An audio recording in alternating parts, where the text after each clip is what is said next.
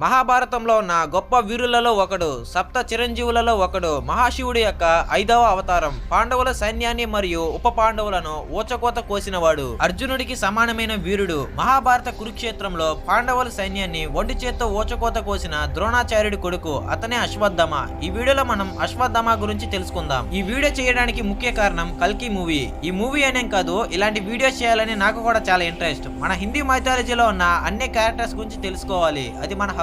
ఇంకా ఈ వీడియోకి ఒక లైక్ చేసి మన ఛానల్ సబ్స్క్రైబ్ చేసుకుంటే మనం ఇంకా వీడియోలోకి వెళ్దాం. అశ్వత్థామ ద్రోణాచార్యుడికి మరియు కృపికి జన్మించాడు. అశ్వత్థామ అడవిలో ఒక గృహలో జన్మించాడు. ప్రెసెంట్ ఆ ప్లేస్ ఉత్తరాఖండ్ డెహ్రాడూన్ లో ఉన్న తపేశ్వర మహాదేవుని టెంపుల్. అశ్వత్థామ ఈ పేరుకి ఒక హిస్టరీ ఉంది. అశ్వత్థామ పుట్టగానే అశ్వం అదే గుర్రం లాగా ఏడ్చాడంట, అందుకే ఈయనకు అశ్వత్థామ అనే పేరు వచ్చింది. ద్రోణాచార్యుడికి చాలా కాలం పాటు పిల్లలు ఉండరు, అందుకే ఈయన మహాశివుడికి ఘోర తపస్సు చేస్తాడు. చెప్పాలంటే ద్రోణాచార్యుడు మహాశివుడికి అమితమైన భక్తుడు.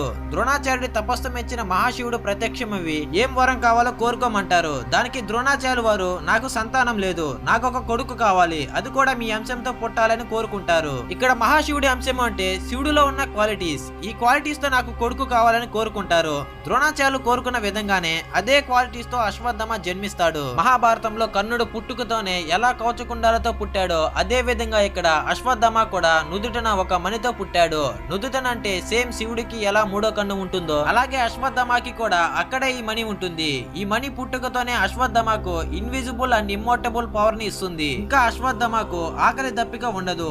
ఎటువంటి మృగాలు గాని, సర్పాలు గాని, రాక్షసులు గాని అశ్వత్థామను ఏమీ చేయలేవు. ఇంకా ద్రోణాచార్యుడికి కొడుకు అశ్వత్థామ అంటే అమితమైన ప్రేమ. ఇంకా ఇలా ఉండగా కురుక్షేత్ర సంగ్రామం చివరిలో కౌరవుల పక్షాన మిగిలిన ముగ్గురులో ఒకడు అశ్వత్థామ. తన కుమారుడు మరణించాడన్న మాటకు కుంగిపోయిన ద్రోణుడు అస్త్ర సన్యాసం చేసి దృష్టాదిముని చేతిలో మరణం పాలైనాడు. కక్షతో రగిలిపోతున్న అశ్వత్థామ చనిపోతున్న తండ్రి దగ్గర యుద్ధానంతరం ఎలాగైనా దృష్టాదిముని చంపేటట్లు అనుమతి తీసుకున్నాడు. ఎందుకంటే ద్రోణాచార్యులు వారు పాండవులకు మరియు కౌరవులకు గురువు. ఇంకా మహాభారత యుద్ధానంతరం తాను ఎలాగైనా పాండవులను చంపుతానని అశ్వత్థామ దుర్యోధనకు మాట ఇచ్చాడు. ఇంకా యుద్ధం చివరి రోజున అశ్వత్థామ గుడ్లగోబలపై కాకులు పగటిపూట ఎలా దాడి చేస్తాయో అలాగే రాత్రిపూట గుడ్లగోబలు తిరిగి ఆ కాకులపై ఎలా తిరుగుబాటు చేస్తాయో నిశ్చితంగా పరిశీలించి పాండవులను చంపడానికి ఒక పథకం రూపొందించాడు. అశ్వత్థామ కృతవర్మ కృపాచార్యునితో కలిసి రాత్రి వేళలో దాడి చేయడానికి పాండవుల శిబిరానికి వెళ్ళాడు.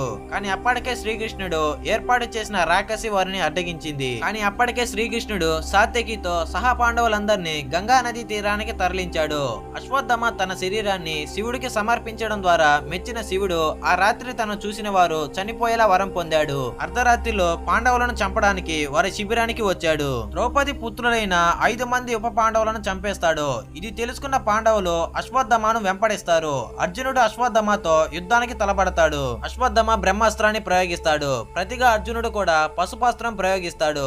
ఆ రెండు ఢీకొంటే ప్రళయం తప్పదని భావించిన ఋషులు ఇద్దరే బ్రహ్మాస్త్రాన్ని ఉపసంహరించుకోమంటారు. అర్జునుడు విజయవంతంగా బ్రహ్మాస్త్రాన్ని ఉపసంహరించుకోగా అశ్వత్థామ అలా చేయలేకపోతాడు. కానీ బ్రహ్మాస్త్రానికి ఏదో ఒక లక్ష్యం చూపించాలి కనుక పాండవుల మీద ద్వేషంతో రగిలిపోతున్న అశ్వత్థామ పాండవుల స్త్రీల గర్భాల మీదకు దారి మళ్లిస్తాడు. వారిలో అర్జునుడు కోడలైన ఉత్తర కూడా ఉంది. ఆమె కడుపుతో ఉంది. పాండవుల తరువాత సింహాసనాన్ని అధిష్ఠించాల్సిన కుమారుడు బ్రహ్మాస్త్రం ఫలితంగా తల్లి గర్భంలోనే మరణిస్తాడు. కానీ కృష్ణుడు తన యోగ మాయతో మృత శిశువును తిరిగి బ్రతికిస్తాడు.